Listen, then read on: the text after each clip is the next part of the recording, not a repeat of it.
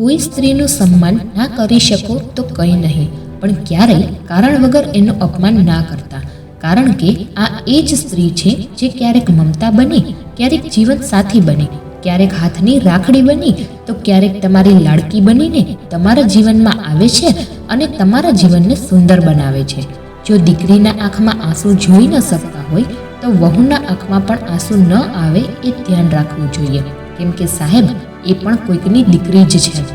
હજારો છોકરીઓ આવે છે, હજારો જાય છે, હજારો હસાવે છે, હજારો રડાવે છે, પરંતુ મારા સાહેબ સાથ એ જ નિભાવે છે જે ડોલીમાં આવે પણ આપણા ઘરથી અર્થીમાં જાય છે. એક દીકરીની વ્યથા તો જુઓ. મમ્મીએ રોકટોક કર્યો, તેને પ્રેમનું નામ આપવામાં આવ્યું. પિતાએ પ્રતિબંધ મૂક્યા, તેને સંસ્કારનું નામ આપવામાં આવ્યું. સાસુએ કહ્યું, તારી ઈચ્છાને મારી નાખ, એને પરંપરાનું નામ આપવામાં આવ્યું.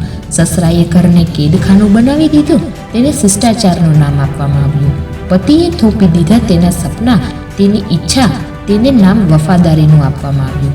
છેતરાયેલી ઊભી છું હું જિંદગીની રાહ પર અને તેને નસીબનું નામ આપી દીધું.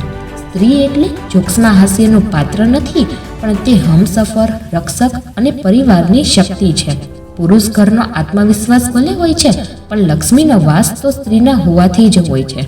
જો આ વિડીયો ગમ્યો હોય તો લાઈક કરો, શેર કરો અને મારી ચેનલને સબસ્ક્રાઈબ કરો.